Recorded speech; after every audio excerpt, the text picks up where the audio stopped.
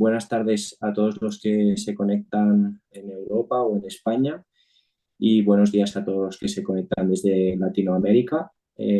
Hoy de nuevo, por tercera ocasión, tenemos la suerte de poder contar con el doctor Luis Cerezal, que ya ha sido catalogado como nuestro radiólogo de cabecera.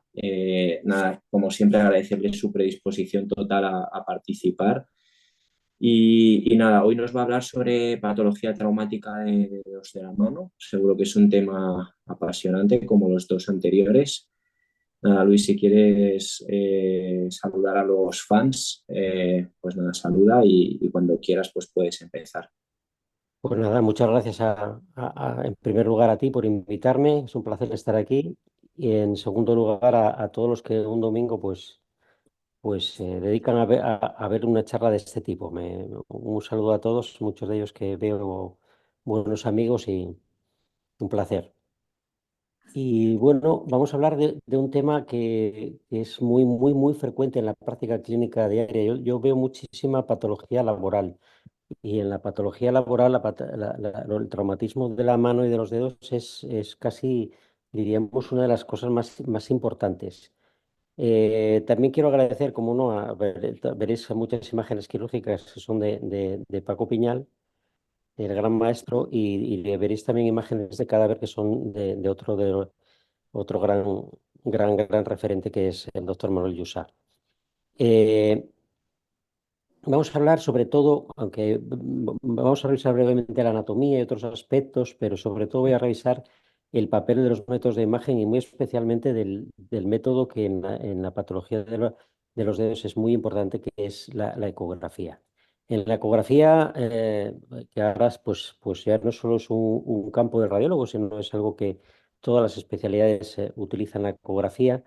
Hay una gran variedad de equipos, de transductores y de prestaciones. Tenemos equipos portátiles que la verdad que son bastante buenos, con sondas multifrecuencia, ecógrafos ultraportátiles que tienen su aplicación, ¿no? No para, por ejemplo, cuando nosotros queremos valorar una patología de estructuras tan pequeñas como son los dedos de la mano, necesitamos ecógrafos de altas prestaciones con traductores especialmente como este que vemos aquí de 22 MHz en palo de stick, en sonda stick, que nos dejan entrar muy bien con muy poca, ocupan muy poco espacio y nos dejan entrar perfectamente a las diferentes partes del dedo con una gran resolución espacial.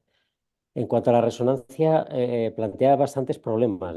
Para valorar bien la resonancia magnética es muy importante para valorar estructuras de pequeño tamaño, tener un alto campo magnético y antenas específicas. Y yo todavía, a pesar de que es muy importante tener antena de muñeca, microbobinas o antenas flexibles de alta resolución para ver los dedos, todavía más importante que el campo magnético, como veremos en alguna de las imágenes que voy a presentar, es la colocación del paciente y hacer bien los estudios, que es algo que no es lo más habitual. En el caso de los dedos, muchas veces no nos sirve con ver solo el dedo, sino que cuando, por ejemplo, tenemos una patología de un tendón flexor, el cirujano ya sabe perfectamente que hay, por ejemplo, que hay una abulsión del flexor profundo. Quiere ver dónde está el extremo proximal del tendón, si no es fácilmente palpable, y eso se puede ver con métodos de imagen. Si hacemos un estudio de dedo, la información que proporcionamos es nula. Lo que necesitamos hacer es tener, por ejemplo, con estas antenas flexibles, un estudio que nos permite hacer un campo de visión de alta resolución, pero más amplio, como por ejemplo en este paciente que tiene una avulsión del flexor profundo y una retracción en la zona, el tercio distal del metacarpiano. Un problema frecuente con la resonancia magnética y por lo que muchas veces es una herramienta de difícil aplicación en la patología de los dedos es que el radiólogo generalmente no controla muy bien los estudios, se hacen por los técnicos y muchas veces nos encontramos con que más que cortes estrictamente adaptados a la anatomía, con campos de visión pequeños, necesitamos campos de visión de 8 de 10 centímetros máximo para poder valorar la patología de los dedos. Necesitamos alta resolución espacial y, más importante todavía, bien orientados los cortes. Por ejemplo, en el pulgar no es infrecuente que nos envíen estudios, incluso hechos con un 3 teclas, que todos los planos son oblicuos y que no se ve absolutamente nada, porque ninguno de los cortes de 3 milímetros, que es un estándar de estudio, habría que tener cortes más finos, vemos que no conseguimos ver los ligamentos. Entonces es muy importante, como vemos aquí, siempre digo, empezar, por ejemplo, un pulgar que tiene una orientación diferente, empezar con un corte axial que nos permita ver la cabeza del meta, esta morfología cuadrangular, ver sesamoideos, tendón flexor, tendón extensor y programar perfectamente perpendicular a la cabeza del meta el plano coronal, orientarlo sobre el surdo y sagital y así tener planos estrictamente anatómicos para valorar los ligamentos colaterales, en el caso del pulgar, muy importante el colateral medial del pulgar. Vamos a revisar las lesiones traumáticas de los dedos, empezando por las lesiones de los tendones y empezando por el aparato extensor. Recordar la anatomía muy brevemente del aparato extensor. Tenemos normalmente un tendón extensor común a la altura de la articulación metacarpofalángica, estabilizado por las bandas sagitales. A la altura del tercio proximal de la falange proximal se van a dividir en tres bandas, una banda central que se inserta en la base de la falange media, dos bandas laterales que se unen a los tendones interosos formando las bandas laterales comunes que se van a unir en la parte distal a través del ligamento triangular y distalmente en un tendón corto que se va a insertar en la base de la falange distal. Esta estructura que todos conocemos es muy importante recordarla a la hora de valorar la patología. Recordar también que tanto la ecografía como la resonancia magnética tienen una alta resolución espacial para valorar estas estructuras muy superficiales y de muy pequeño tamaño. Aquí vemos, por ejemplo, la correlación cadavérica con la resonancia magnética que nos deja ver a la altura de la metacarpofalángica el extensor común. Vemos perfectamente las bandas sagitales que se unen a la placa volar y al ligamento intermetatarsiano transverso. Y lo mismo, exactamente lo mismo, pero incluso con mayor resolución espacial, lo podemos ver en ecografía. La ecografía para estructuras superficiales tiene mayor resolución espacial y es más fiable incluso que la resonancia magnética, la ecografía. Lo mismo vemos una imagen que nos deja ver la inserción arriba, imágenes ecográficas que nos dejan ver la inserción de la banda extensora terminal y la banda extensora central y la correlación con resonancia magnética. En las dos secuencias, tanto en las dos técnicas, vamos a ver muy bien toda la estructura del aparato extensor, pero la resolución espacial en superficie, en términos generales, es muy superior en la ecografía. En cuanto a las lesiones, siempre vamos a diferenciar lesiones abiertas, muy frecuentes en nuestra práctica clínica con patología laboral, y lesiones cerradas en localizaciones normalmente en las zonas impares del aparato extensor. Muy importante conocer las zonas quirúrgicas a la hora de describir las lesiones. Vamos a ver estas lesiones. Nosotros vemos muchísimas lesiones abiertas. Ya, como digo, trabajo mucho patología laboral y la herramienta ideal es la ecografía. Es verdad que a veces podemos tener problemas por el artefacto que puede dar el aire que puede entrar a través de la herida, las suturas, pero generalmente es la mejor herramienta para valorar en directo si hay afectación del aparato extensor o no. Este es un paciente con una lesión de la banda extensora lateral, lo vemos en el plano axial muy bien, como la banda medial está bien, la banda lateral está lesionada. Aquí vemos en una ecografía con un transductor de 22 MHz, nos deja ver que la banda central está perfecta, tiene una buena tensión, pero cuando vamos a valorar la parte lateral vemos la sección completa de la banda lateral. Es decir, la ecografía es la herramienta perfecta para valorar este tipo de lesiones abiertas. ¿Lo podemos ver en resonancia? Sí, lo podemos ver en resonancia siempre que tengamos un buen estudio, que no es lo habitual, de muy alta resolución, como vemos aquí, en este caso una sección en la zona 5 a la altura de la cabeza del metacarpiano, una sección completa del tendón extensor común. Se puede ver en ecografía, se puede ver en resonancia. Yo prefiero la ecografía porque tenemos una mayor resolución espacial, una inmediatez y sobre todo tenemos otra ventaja que es la valoración dinámica. En cuanto a las lesiones cerradas, muchas veces nos cuestionamos la utilidad de los métodos de imagen, pero hay que tener en cuenta que nosotros vemos muchas veces que nos vienen referidos de centros de urgencias de patología laboral que no son médicos que trabajan, no son especialistas en cirugía de la mano. Entonces, bueno, pues sí, sí que les podemos ser de ayuda.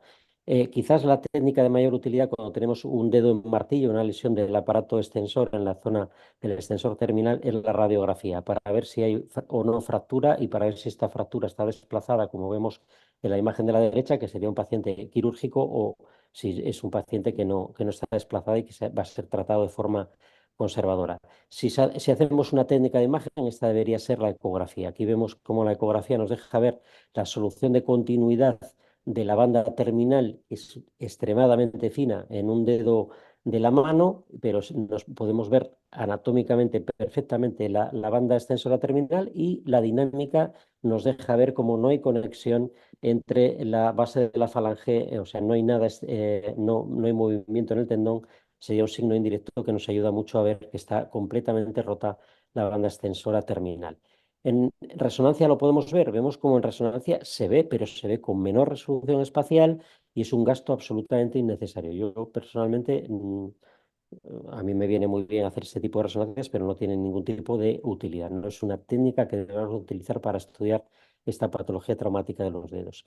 En cuanto a otra lesión muy frecuente, la zona 3, la lesión de la banda extensora central, que nos va a dar la deformidad en butoniera en fases crónicas, en la cual las bandas laterales íntegras se van a ir desplazando progresivamente en sentido volar, como si fuera un botón en un ojal, y cuando pasa en la zona media de la interfalángica proximal, en vez de función extensora, van a tener función flexora, con la deformidad característica de flexión de la interfalángica proximal y extensión de la interfalángica distal. Esta lesión, pues conviene, como toda radio, empezar con una radiografía que a veces ya nos va a dar el diagnóstico, como vemos ahí, con una pequeña avulsión de la banda extensora terminal, y dentro de las técnicas más resolutivas sería la ecografía. La ecografía, como vemos, nos deja ver la desinserción en la base de falange media de la banda extensora central. Es una resolución espacial completa y nos permite hacer una valoración dinámica de estas lesiones. ¿Lo podemos ver en resonancia? Pues sí, podemos ver en resonancia. Son unas imágenes,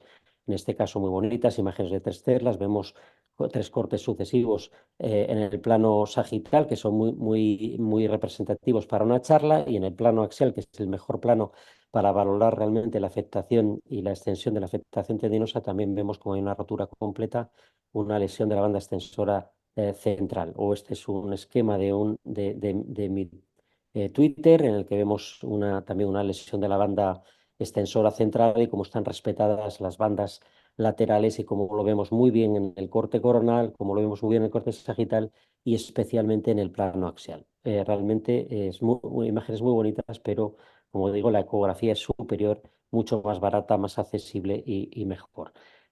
Siguiente zona de lesión de la banda del aparato extensor, lesión cerrada, sería la zona 5, la zona de la metacarpofalángica, lo que llamamos el nudillo boxeador, normalmente con mayor frecuencia en el nudillo más saliente, que es el tercer dedo, por impacto directo. Vemos las bandas, el tendón extensor común y la anatomía normal de las bandas sagitales, y en este paciente hay algo característico. Vemos una rotura crónica de la banda sagital radial, y como en flexión hay una luxación, que también es clínicamente muy evidente, una luxación por rotura de esta banda sagital. Lo mismo en resonancia magnética, como digo, una complejidad innecesaria verlo en resonancia magnética cuando es mucho más fiable la ecografía. Aquí, por supuesto, lo vemos, y también podemos hacer cortes en flexión, que siempre es mucho más latoso hacer en resonancia magnética que en ecografía, pero también sería una técnica muy válida, aunque en mi opinión innecesaria. Pasamos a otra patología muy frecuente, que es la de los tendones flexores. Recordar la anatomía. En la muñeca vamos a tender a tener 9 tendones flexores, los tendones flexores superficiales y profundos, 4 flexores superficiales, 4 flexores profundos de los dedos largos, normalmente, aunque hay muchas variantes, en una vaina tendinosa común, y una vaina independiente para el flexor largo del pulgar. Recordar, como vemos en esta imagen de Manuel Llussà, la vascularización, la nutrición se va a producir por estas vainas sinoviales, pero también por las vínculas corta y vínculas larga, que van a producir la irrigación de estos tendones flexores. Recordad que tenemos un flexor superficial, que es superficial solo a la altura de la zona proximal, la metacarpofalángica, zona proximal de la falange proximal, pero que aquí se va a producir una decusación y posteriormente otra segunda decusación de fibras que forman el quiasma de Camper, que van a servir de canal para que el tendón flexor profundo se convierta en superficial. Desde la zona media de la falange proximal, prácticamente todas las lesiones por incisión van a afectar al tendón flexor profundo. Y esto en resonancia magnética lo vemos muy bien, en ecografía lo vemos exactamente igual de bien. Vemos la inserción, el corte sagital central, vemos toda la anatomía del flexor profundo insertándose en la base de la falange distal y vemos las dos bandas de inserción en la falange media a la altura del tercio medio de la diáfisis. Vemos aquí la banda sagital de un lado y la de otro insertándose en los dos lados de la cara volar de la falange media. En resonancia magnética lo vemos muy bien, vemos en diferentes niveles la anatomía de los tendones flexores, podemos identificar perfectamente la decusación, el quiasma de Camper, las inserciones, y en ecografía, como digo, con mayor resolución espacial todavía lo vemos mejor. Es una superioridad total la que tenemos en cuanto a resolución espacial con ecografía frente a la resonancia magnética. En cuanto a las lesiones traumáticas, recordar también las zonas flexoras, que es muy importante, sobre todo una zona que vamos a ver, que es la zona 2, lesiones muy frecuentes en esta zona. Y recordar también que de las lesiones cerradas la más frecuente es lo que llamamos el jersey finger, en el rugby, en el fútbol, por agarrar al contrario con la con flexión activa de la interfalángica distal y produciendo una hiperextensión forzada. Vamos a tener una clasificación de Ledy Packer con diferentes grados de retracción con o sin avulsión ósea. Cuanto mayor retracción va a haber daño de las vínculas y pérdida de la nutrición por la vaina sinovial cuando hay una retracción significativa y hay diferentes pronóstico y diferentes plazos de tratamiento para este tipo de lesiones. ¿Cuál es la herramienta que a mí me gusta y que yo creo que es superior para valorar estas lesiones? La ecografía. Aquí vemos una avulsión del tendón flexor profundo, vemos como no está en la zona de inserción distal del flexor profundo, solo tenemos un tendón flexor, que es el flexor superficial, rápidamente lo vamos buscando proximalmente, no lo encontramos hasta la zona de la zona proximal, distal, perdón, de la diáfisis del metacarpiano. Sería una lesión tipo 1 de Ledy Packer con, bueno, pues un pronóstico de urgencia quirúrgica porque hay daño significativo de la vasculatura y requiere una reparación en tiempos precoces. En resonancia magnética vemos exactamente lo mismo. Es una imagen, yo creo que de muy buena calidad de resonancia magnética que nos deja ver una avulsión del tendón flexor profundo que está retraído en la zona distal de la diáfisis del metacarpiano. Lo vemos muy bien en el plano sagital, lo vemos también muy bien en el plano coronal, pero el plano que realmente nos va a ser de mayor utilidad para localizar el extremo tendinoso, que es la información fundamental que nos pide el cirujano, como vemos en esta imagen inferior de la derecha, es el plano axial. El plano axial es el plano fundamental para localizar tanto la zona de rotura como la zona de retracción tendinosa y también para ver si es una lesión parcial, para ver el grado de lesión tendinosa. Otro ejemplo, en este caso tenemos una retracción, una avulsión del flexor profundo, pero que ha quedado atrapado el extremo tendinoso en la zona de la polea A3. Mejor pronóstico quirúrgico, más tiempo para realizar esta reparación quirúrgica. Vemos esta imagen característica del bucle de este tendón retraído y una vez más la imagen axial es quizás menos bonita para las charlas, pero es la más informativa a la hora de localizar el tendón. En cuanto a las lesiones abiertas, sabemos que son muy frecuentes, es una urgencia que vemos con mucha frecuencia todos los días en consulta, vemos varios casos. Aquí vemos un paciente antiguo que vemos una sección tendinosa en la zona de la herida quirúrgica de más del 50% del tendón. Para muchos autores sería el límite, menos del 50% de desbridamiento, más del 50% habría que suturar esta lesión. Valorar la extensión la localización y la extensión de estas lesiones es muy fácil con ecografía, como vemos, también con resonancia magnética, también otra lesión en otra localización, también de la zona 2 con una afectación de más del 50%. Podemos valorarlo con ambas técnicas. También es verdad que algunas veces, dependiendo de que la herida sea difícilmente accesible en ecografía o esté parcial suturada que nos dé artefacto, pues podemos en algunos casos recurrir a resonancia magnética, pero yo creo esto generalmente lo manejamos perfectamente en el departamento de las mutuas, lo manejamos perfectamente con la ecografía, en este caso una sutura de esta rotura parcial del más del 50%. Este es otro caso de una sección, en este caso completa, de flexor superficial y profundo, retraído en la zona de la palma de la mano y una reparación quirúrgica urgente. Ese es otro ejemplo, en este caso sin tanta retracción, que también se reparó de forma urgente.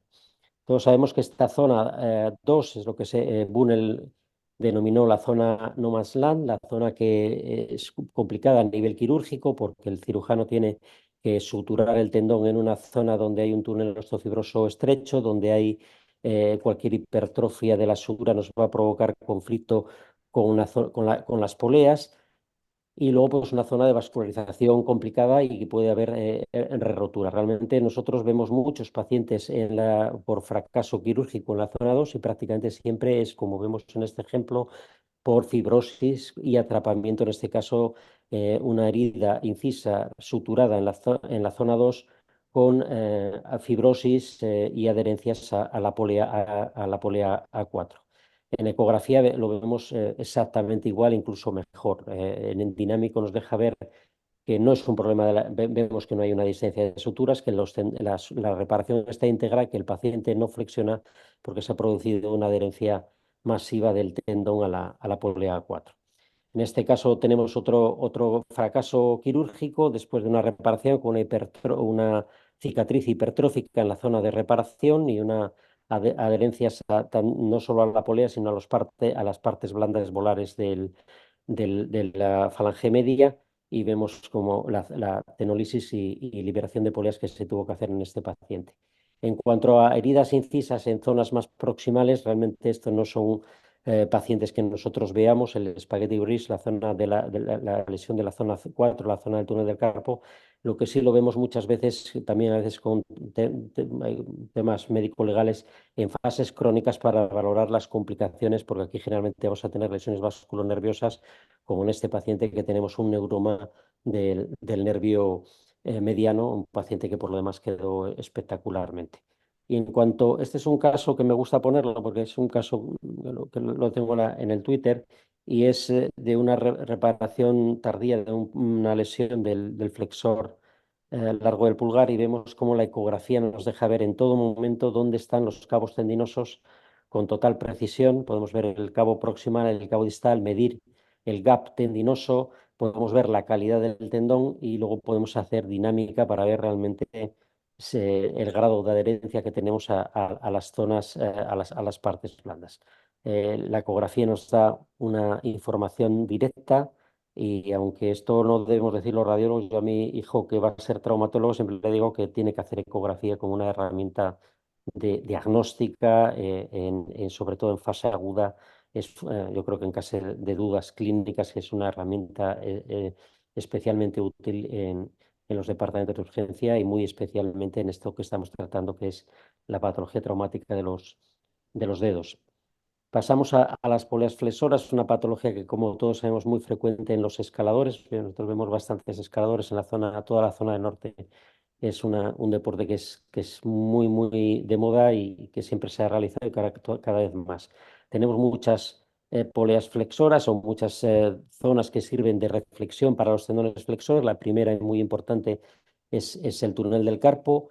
Otra que no viene mucho en la literatura radiológica al menos, que es la polea aponeurótica palmar en la zona distal de la mano. Esta polea aponeurótica formada por los septos de Legué y Yubara por las prolongaciones digitales que da el retináculo flexor y por el ligamento intermetacarpiano transverso van a formar unos canales por los que van los tendones flexores y sería la primera de las poleas de los dedos, más luego darían también unos canales para que vayan los músculos intrínsecos y también el paquete vasculonervioso. Luego tenemos las poleas transversas y cruzadas, las más importantes serían las poleas transversas, con la A1, las impares coinciden con las articulaciones, A1 metacarpofalángica, A3 interfalángica proximal, A5 interfalángica distal y luego las más gruesas, A2 a la altura de la falange proximal, A4 a la altura de la falange media y luego las poleas cruciformes entre C1 entre A2 y A3, C2 entre A3 y A4, C3 entre A4 y A5. ¿Cómo se ve esto en métodos de imagen? Tanto en ecografía como en resonancia lo valoramos muy bien. En resonancia magnética lo valoramos un poquito peor, porque cuando el plano sagital vemos unos pequeños salientes hipointensos con respecto a los tendones. Esta sería el saliente de la polea A1. La polea A2 es hipointensa, se confunde con el tendón, solo vemos el saliente distal y el resto de poleas no conseguimos verlo. Sí es verdad que en el plano axial perdemos, no identificamos toda esta parte de la polea porque se confunde, toda la parte ventral de la polea se confunde con el resto de la señal de los tendones, pero sí valoramos muy bien las zonas de inserción en las falanges. Esto sí que se valora muy bien en ecografía. En el caso del pulgar, recordar que tenemos un sistema de poleas diferente, tenemos una falange menos, tenemos un sistema de polea diferente, una polea A1 que coincide con la metacarpofalángica, A2 con la interfalángica del pulgar, una polea oblicua que va desde la parte medial de la polea A1 a la parte lateral de la polea A2 y una polea accesoria, que aunque se llame polea accesoria, en la base de la falange próxima del pulgar está presente en prácticamente todos los pacientes. Este sistema de poleas lo podemos valorar muy bien tanto en ecografía como en resonancia. Y en ecografía tenemos una gran ventaja y es que podemos valorar muy bien la anatomía de las poleas y diferenciarlas muy bien de los tendones en todos los planos. Aquí vemos, esta sería la polea 2, la más gruesa de todas. Vemos cómo esta banda hipointensa se diferencia perfectamente de los tendones flexores. Tenemos otra gran ventaja en ecografía, que es la valoración dinámica que nos permite valorar la relación de los tendones con las poleas en dinámico. Y esta sería la polea A1 en el plano sagital y en el plano transversal, a la altura, aquí vemos la placa volar, esta imagen cuadrangular hiperecogénica que se ve en profundidad a los tendones flexores, y la polea A1 con los artefactos en las partes laterales. Son lesiones que, como decimos, están presentes con muy frecuente en los escaladores, sobre todo en algún tipo de los múltiples de los 10 tipos de agarres que tienen los escaladores, y se van a producir una sobrecarga, sobre todo en la zona proximal de la polea 2, todos sabemos que es la que más se lesiona. Y es una lesión que vemos con mucha frecuencia y es muy fácil de ver en ecografía. Primero, ellos se lo saben muy bien, normalmente vienen ellos mismos ya vienen con la sospecha. Vamos a ver esta separación de los tendones flexores de la falange proximal en la rotura de la polea 2, una separación muy evidente. Cuando comparamos con con el dedo de al lado, vemos que estos tendones van a estar pegados a la cortical volar de la falange proximal y en este caso van a estar separados tanto en el plano sagital como en el plano axial. Y en dinámica, pues es muy evidente. Vemos la placa volar de la interfalángica proximal y vemos esta separación y podemos provocar una flexión resistida que aumenta todavía más la separación de los tendones con respecto al hueso, tanto en el plano sagital, que es el más visual, como en el plano axial. El plano axial nos permite identificar perfectamente la zona de rotura. En resonancia magnética, incluso teniendo una muy buena resolución espacial, como vemos en estas imágenes, la información que tenemos es más complicada. Yo realmente creo que la información que tenemos es muy superior en la ecografía. Este es un ejemplo de una rotura de polea A4, que no es lo más habitual, pero en este caso también es muy evidente y se ve muy bien en el plano axial la desinserción de la base de la falange media. Esto también es un problema que vemos con mucha frecuencia en escaladores que continúan con la lesión sin reparar y que la rotura de polea 2 se convierte en una rotura de todo el sistema de poleas A2, A3, A4 y vienen con estas deformidades digitales ya en fase crónica. Las lesiones del pulgar son traumáticas, son menos frecuentes. Esta es una lesión traumática de una polea A1 del pulgar que no se trató en fase aguda y en fase crónica se hizo tuvo que hacerse una reparación por la impotencia funcional que le genera al paciente. Dentro de la patología de las poleas, la que más vemos, hasta aburrido en la práctica clínica diaria, es el dedo en resorte. El dedo en resorte, por engrosamiento de las poleas, sobre todo el tercer, cuarto dedos o del pulgar, con atrapamiento dinámico de los tendones flexores, una patología muy frecuente, sobre todo en mujeres, y que vemos todos los días en la práctica clínica. La ecografía es el método de elección no solo para el diagnóstico, sino que además podríamos discutirlo, es una de las mejores herramientas para el tratamiento de estas lesiones de poleas. La sección ecoguiada con una aguja intramuscular dobladas es una de las técnicas que va muy bien, que es muy fácil de hacer en la práctica clínica, en nuestra práctica clínica diaria y que podemos ver perfectamente dónde está aquí vemos el engrosamiento de la polea, tanto en el plano sagital como axial, y el tratamiento percutáneo de esta patología es algo que a mí me parece una forma muy poco agresiva y muy segura de tratar esta patología. Sabemos que en las fases más crónicas se puede producir un nódulo por fricción en los tendones flexores, un nódulo que dificulta todavía más la circulación de estos tendones. La ecografía, bueno, clínicamente el diagnóstico es muy evidente, pero la ecografía nos permite confirmar este diagnóstico y hacer diagnósticos diferenciales con otras patologías que nos pueden dar un pseudogatillo, como puede ser las roturas parciales del tendón flexor, que no son infrecuentes, o enfermedad de Dupuytren incipiente, etcétera, que nos pueden causar un pseudogatillo. Y pasamos al tercer capítulo, que serían las lesiones ligamentarias. Dentro de las lesiones ligamentarias hay una estrella que sería el pulgar de guardabosques, descrito por Campbell en Guardabosques escoceses. Hoy en día la deberíamos llamar más bien pulgar de esquiador por la alta frecuencia en el esquí, por traumatismo en valgo sobre la metacarpofalángica del pulgar. Y yo, que trabajo con Paco Piñal, pues podríamos llamarlo pulgar del torero, porque Paco ha visto un montón de toreros con lesiones entrando a matar. Y, y recordar la anatomía. Tenemos la anatomía con un ligamento colateral propio, con un trayecto oblicuo desde la parte dorsal, en este caso la metacarpofalángica, de la cabeza del meta, hasta la zona al tercio anterior de la base de la falange proximal, y un ligamento colateral accesorio que se va a insertar en el sesamoideo, en el caso del colateral medial, y en la placa volar. Y también este esquema anatómico que nos deja valorar la relación que tiene el ligamento colateral medial con la aponeuriosis del aductor, que se va a insertar el tendón extensor común y que va a cubrir parcialmente el ligamento colateral medial. Recordar que la función de cada es diferente. El ligamento colateral accesorio funciona conjuntamente con la placa volar, estabilizando al valgo cuando en extensión. El ligamento colateral propio en esta posición estaría laxo, pero en flexión de 30 grados sería el principal estabilizador, estando laxos el accesorio y la placa volar. Y este esquema, que a mí me gusta mucho, porque yo durante mucho tiempo no entendía muy bien lo de la lesión de Stener, y me gusta este esquema porque nos deja ver la ponerosis aductora cómo cubre en su trayecto hasta el tendón extensor común, cómo no cubre la parte proximal del ligamento colateral medial del pulgar. Y esto es lo que permite que se pueda producir la lesión que luego veremos, que es la lesión de Stener.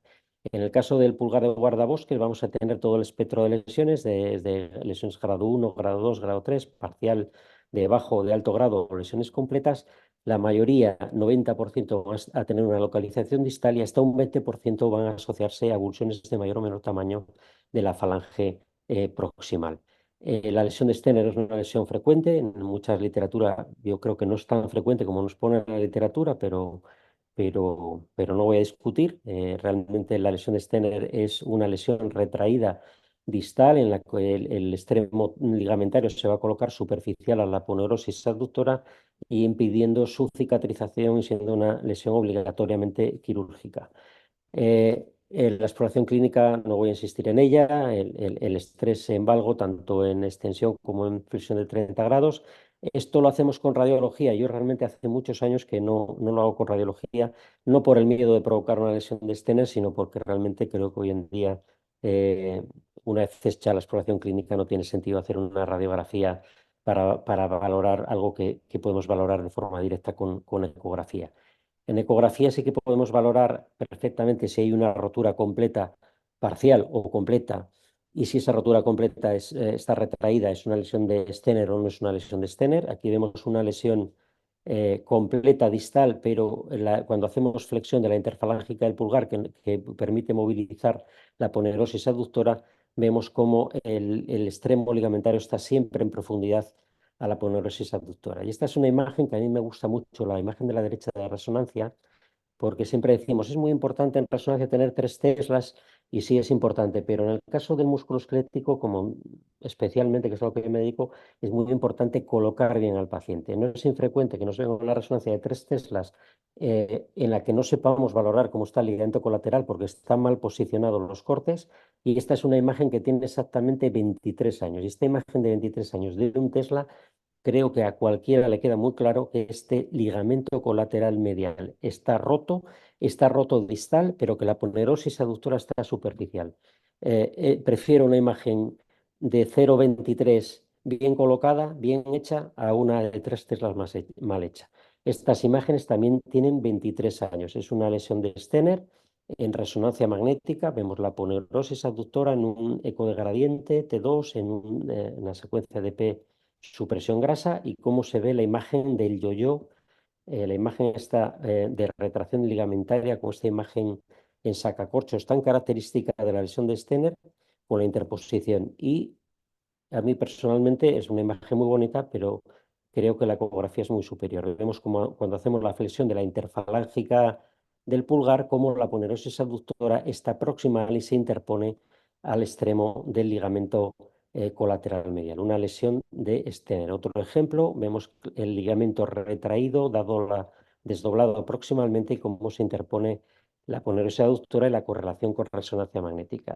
Nos puede gustar más la imagen de resonancia magnética, a mí me encanta, yo vivo de esto, me encanta, pero la imagen ecográfica es exactamente igual de bonita y para mí más diagnóstica por la capacidad dinámica.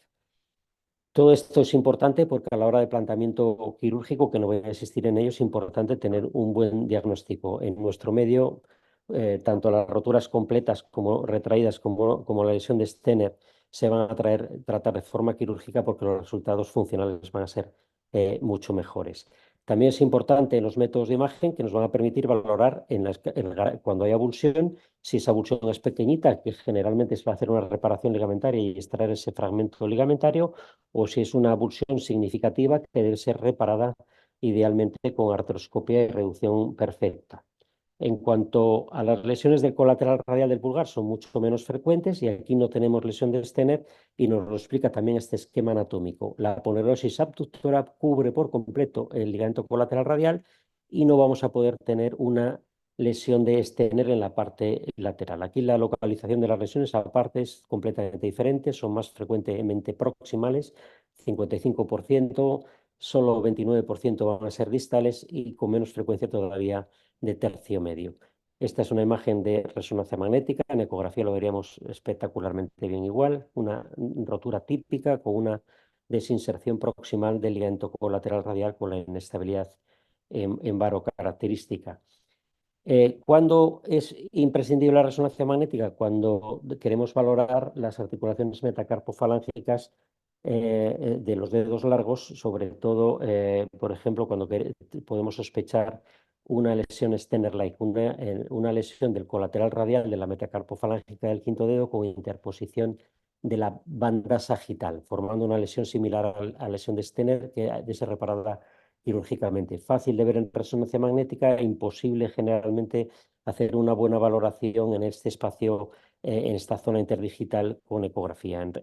Clínicamente también suele ser bastante evidente esta separación del quinto dedo y esta es la confirmación quirúrgica.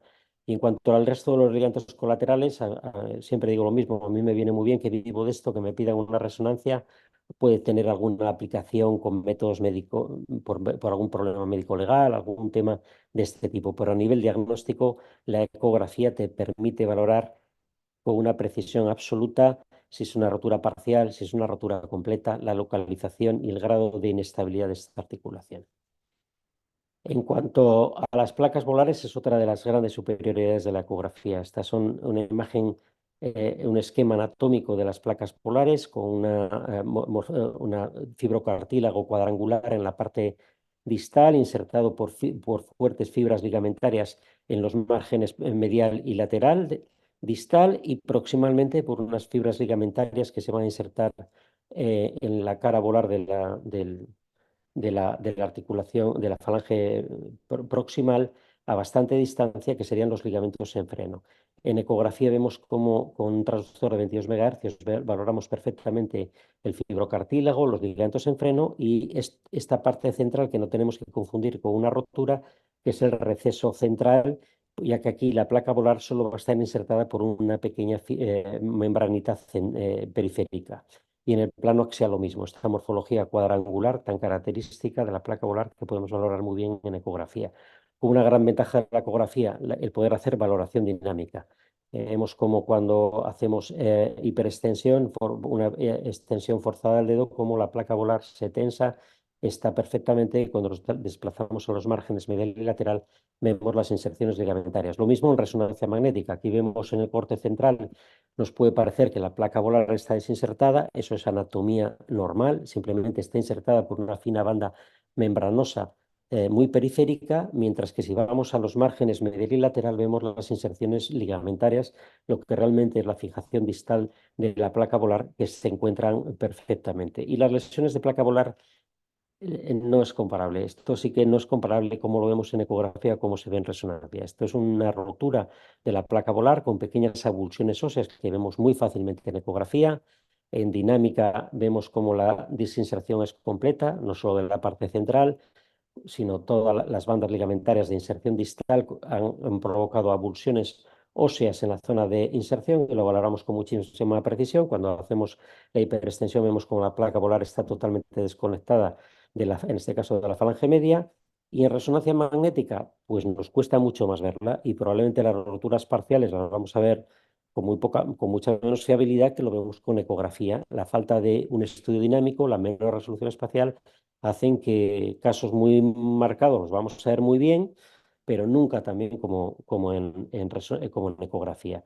Lo mismo las lesiones proximales, las que afectan a los ligamentos en freno. Se valoran muy bien en dinámico en ecografía, incluso la resolución espacial de la ecografía nos lo deja ver con mucha más fiabilidad que la resonancia magnética.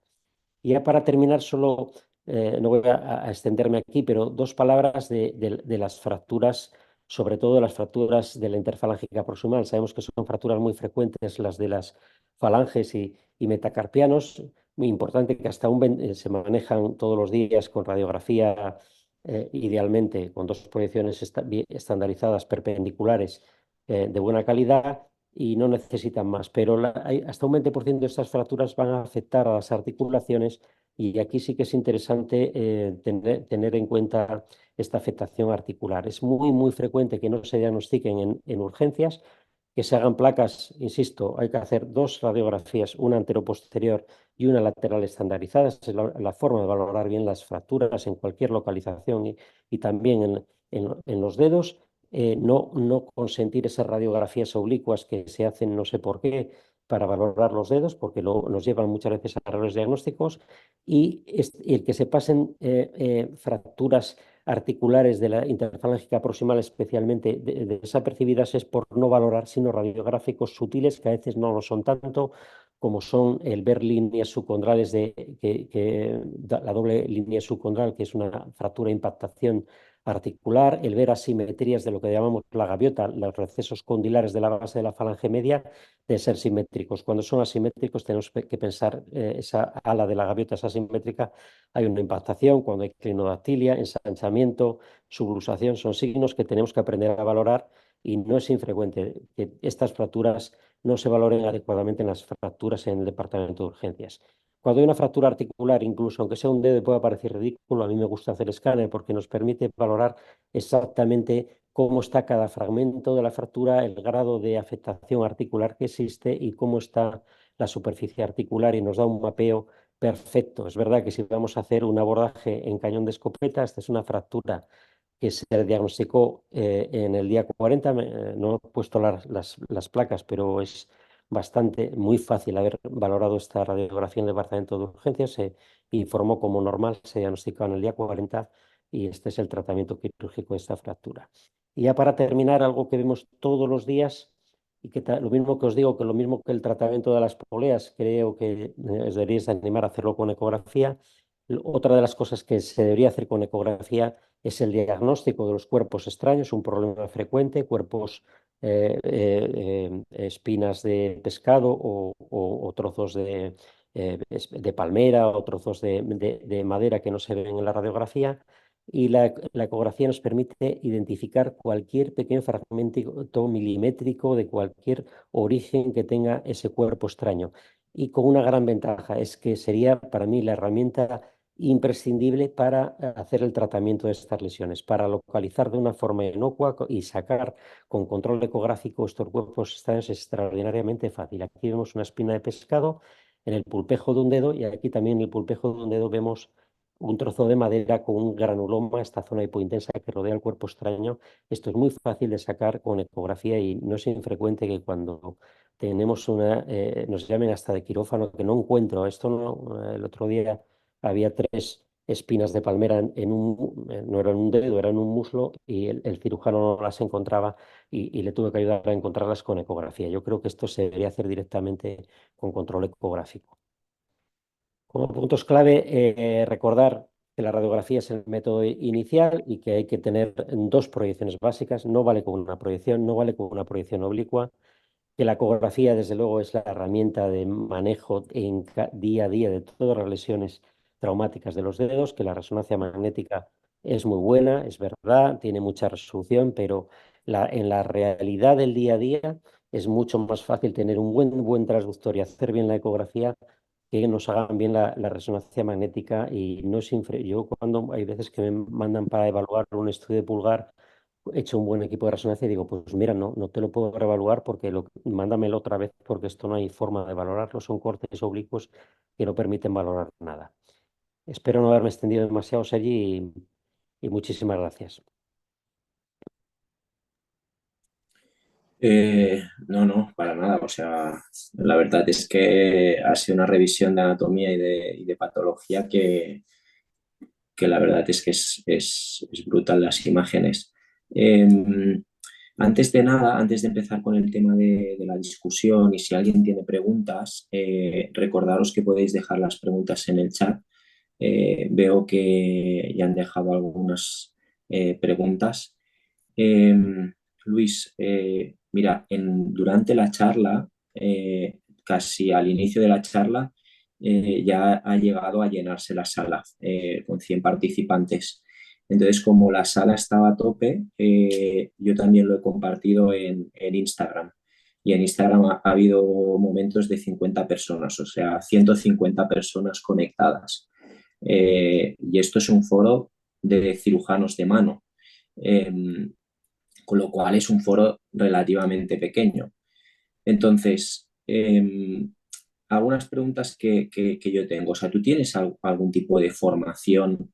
Porque a lo mejor generalmente te dedicas a hablar para radiólogos y demás, pero ¿tú tienes algún tipo de formación para traumatólogos? Porque viendo estos números, y de hecho es que cada vez que presentas la sala se llena y luego además colgamos la charla en YouTube y tiene miles de visualizaciones.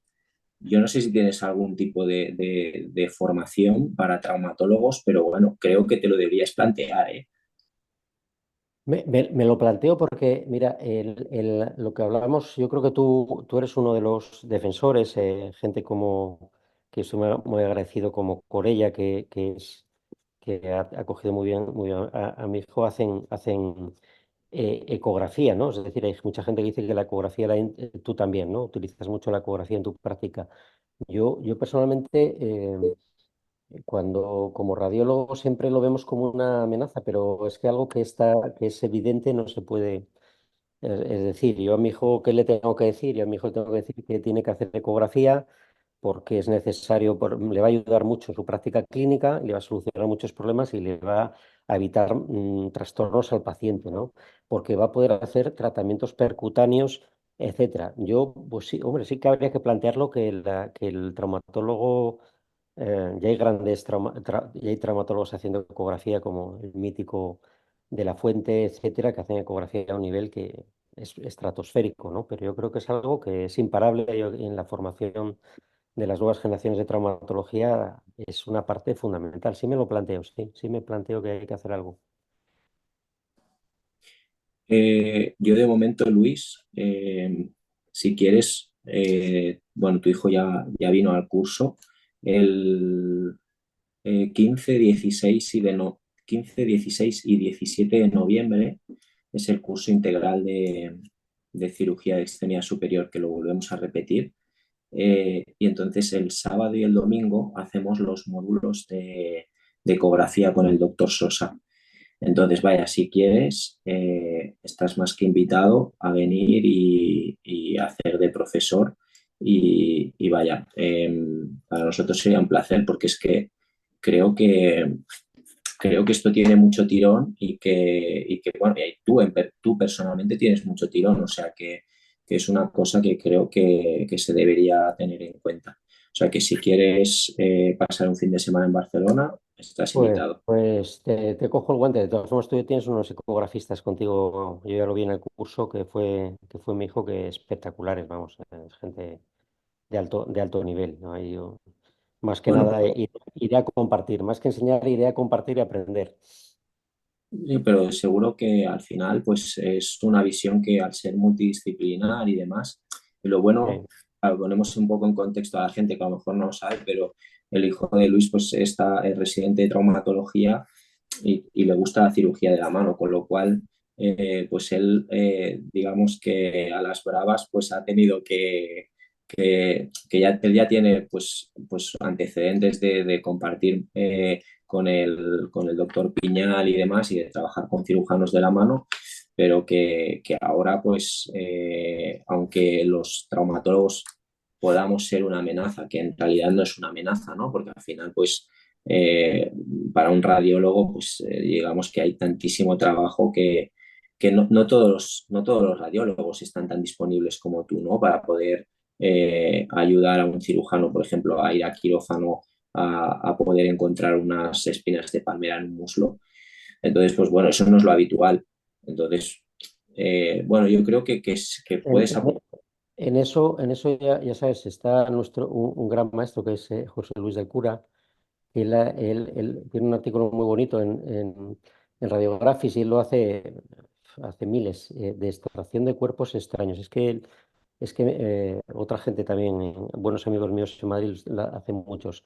A mí me parece un método.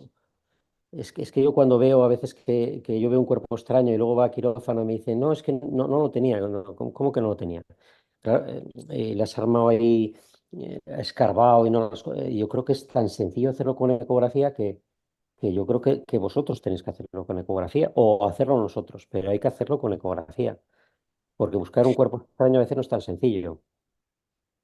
¿Cómo de imprescindible consideras que un traumatólogo hoy en día aprenda a hacer ecografía durante la residencia?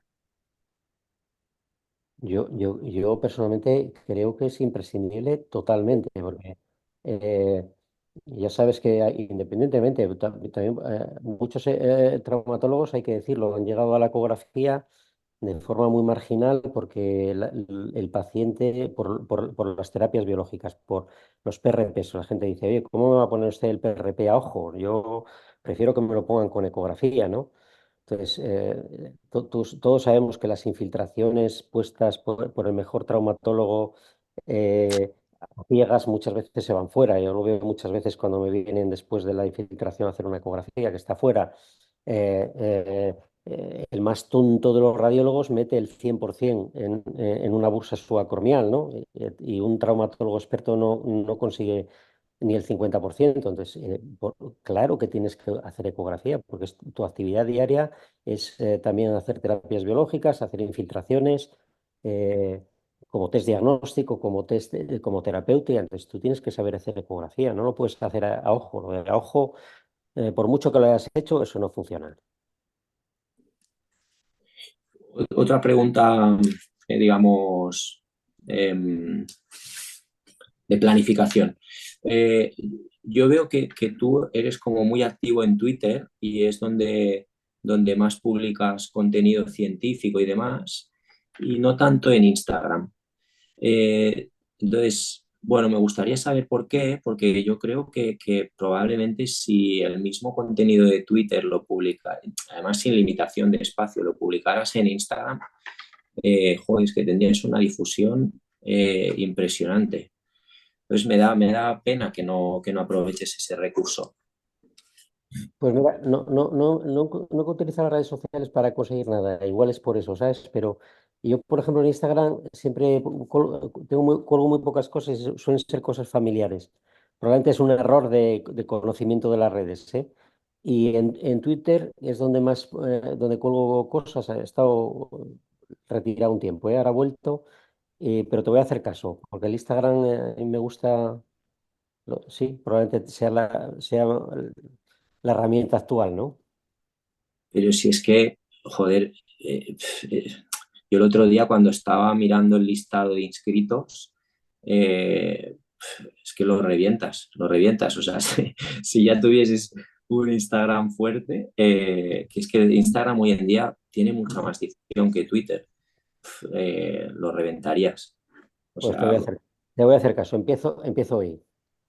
venga, y cuando cuelgues algo, te voy a repostear y Tiene te van muchos seguidores. a seguir multitud de gente, pero es que además, de verdad, que es que vale la pena, porque, hostia, a veces publicáis imágenes que te quedas allí mirándolo y dices, hostia, y esto yo lo había visto mil veces y menos mal que lo he visto y ahora lo identifico bien. O sea, que al final es contenido de valor, que es para lo que realmente valen las redes sociales. Eh, a ver, vamos ya al tema científico. Vamos a hablar un poco de preguntas que han habido por aquí. Ta, ta, ta, ta, ta. Lo de fracturas intraarticulares, aconsejable TAC. Bueno, esto al final lo has acabado aclarando. Eh, una pregunta que es un poco off topic, pero bueno, que se queda ahí. Marcelo Recende dice que si se pueden evaluar ligamentos intrínsecos de la muñeca mediante sonografía, mediante ecografía, pues ligamento escafolunar, lunotriquetal y demás. Pues mira, pobremente, valoramos muy bien, con mucha fiabilidad, total fiabilidad, el componente dorsal escafosemilunar y el resto, la fiabilidad diagnóstica es baja.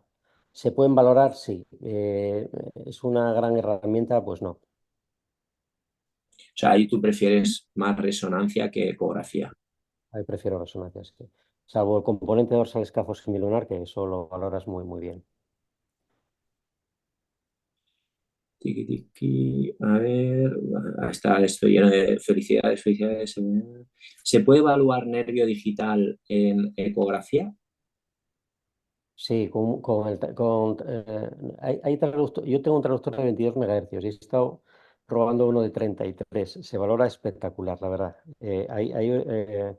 Ahí nosotros estamos un poco más en donde hay un desarrollo tremendo que a mí me sorprende muchísimo es en Brasil. En Brasil, la medicina de la piel, la medicina cutánea, bueno, porque ellos también se operan y se ponen más fillers y de todo. Hay unos radiólogos que se dedican a radiología cutánea espectacular y con esos traductores los nervios digitales se ven, pero impresionantes. Son traductores de 33 MHz que valoras la piel increíble, la piel y las estructuras nerviosas espectacular. Luis, ¿tú tienes experiencia, tienes algún tipo de presentación sobre neuropatías compresivas periféricas? Es decir, o lesiones nerviosas y demás a través de ecografía y diagnóstico a través de ecografía y de resonancia.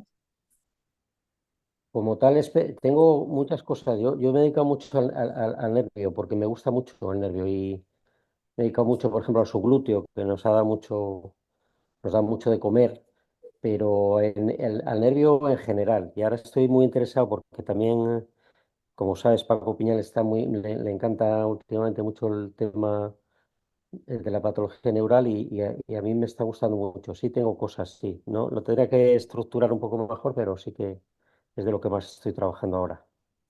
Alguna vez me han presentado charlas de lesiones del nervio radial y te enseñan cómo el nervio está debajo de la placa, o sea, y yo realmente es algo que me parece muy difícil de apreciar, que eso ya se necesita un nivel ecográfico ya pues más elevado. Y por eso ahora cuando lo has dicho, pues he pensado, hostia, esto sería un temazo.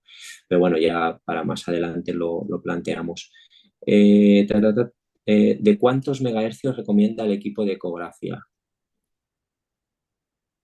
Pues mira, hay mucha diferencia entre casas comerciales, también te lo digo, ¿eh? Ya, no voy a recomendar una casa comercial, pero la que yo tengo es muy buena. Y, y yo creo que para hacer dedos necesitamos un traductor que tenga más de 20 megahercios, 20, 22, 18, ahí estarías muy bien. Con 18, ahí, por ejemplo, yo tengo Canon, que es un equipo maravilloso. Entonces, hay un equipo más barato, que es el Aplio A, que a mí me encanta, porque me parece calidad-precio el mejor equipo que hay ahora en el mercado. Luego también tenemos el Aplio 800 y 800, que es mucho mejor, pero muchísimo más caro. O sea, el Aplio A tiene un traductor stick de 18 que es una barbaridad. ¿Es mejor el de 22? Sí, pero a nivel diagnóstico es totalmente válido el otro. A mí me encanta el de 18. Yo con el de 18, a partir de ahí, perfecto. Mira, Luis Donaldo te pregunta si para un traumatólogo cirujano de mano que se quiere iniciar en tema ecográfico, claro, ¿qué ecógrafo podría adquirir? Ya que hay mucha variedad, muchas marcas de ecógrafos pequeños, portátiles, que pueden estar limitados, ¿dónde vale la pena hacer la inversión? El problema de los equipos que nosotros tenemos buenos son muy caros.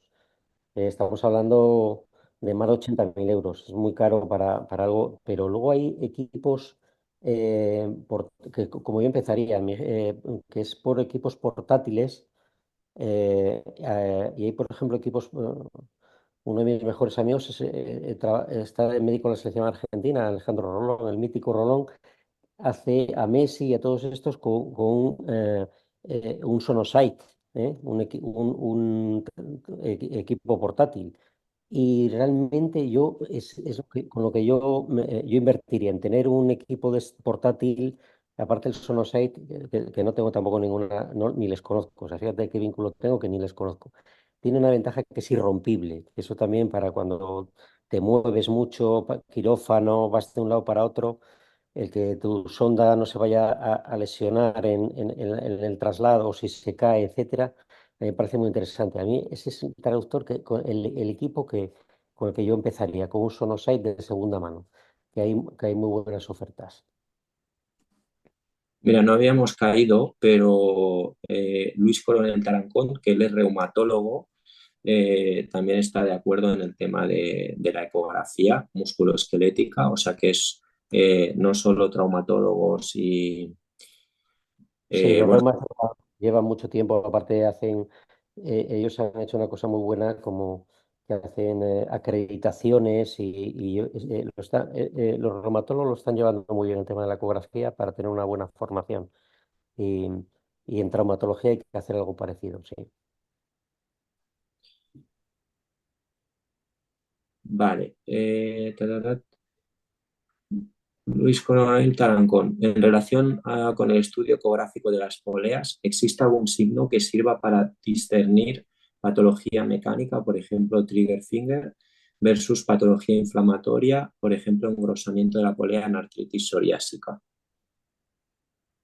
Bueno, hay algún trigger finger que también es de Mm, origen inflamatorio, o sea que eso tampoco, mm. tampoco lo...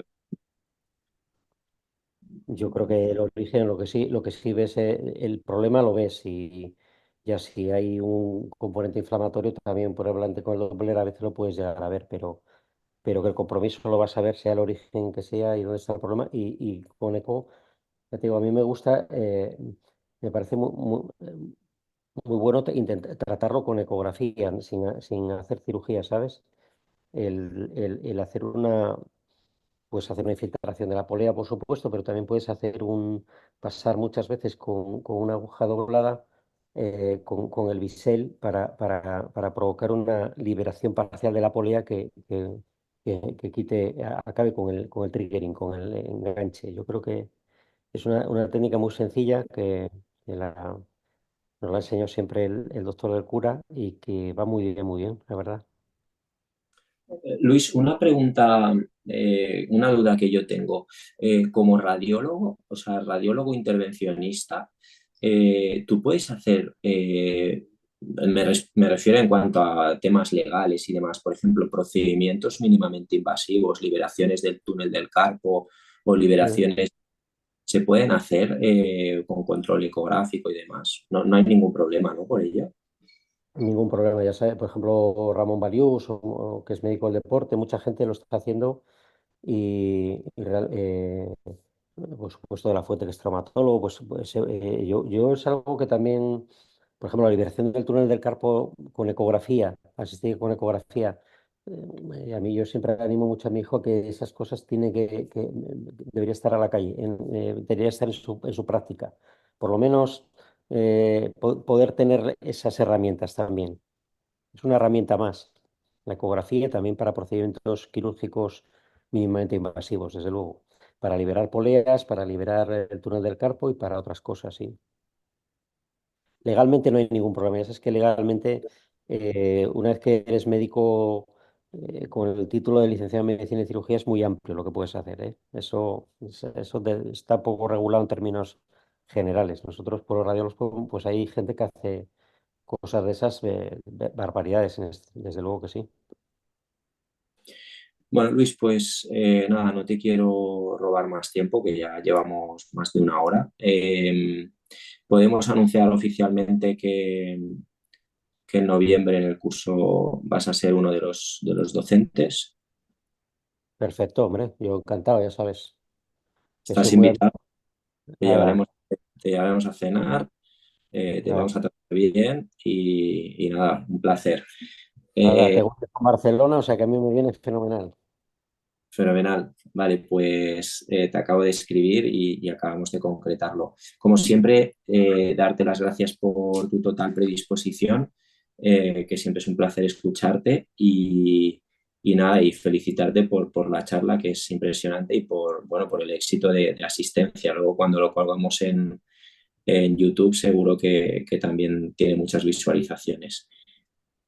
Espero verte por Instagram. Nada, eh, perfecto. más Instagram ahora activo. mismo. Muy bien. Pues nada, un abrazo. Gracias, un abrazo grande. Cuidaos mucho todos.